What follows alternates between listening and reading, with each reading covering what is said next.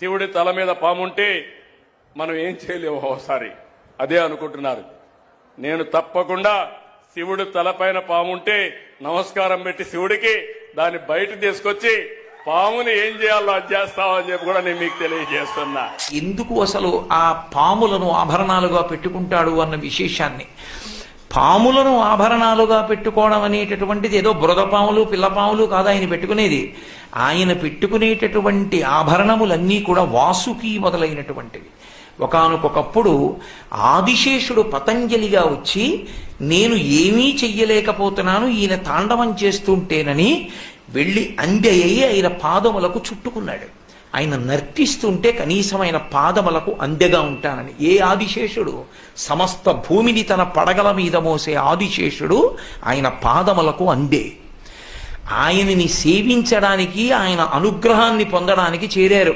ఒక్కొక్క పాము ఒక్కొక్క ఆభరణంగా ఎందుకు మారిందో వింటే అవి స్థల పురాణాలు అయ్యాయి కుక్షి క్షేత్రానికి వాటికి. అంతటి మహానుభావుడైన మృత్యుంజయుడు అందుకు పెట్టుకున్నాడు ఆభరణాలు.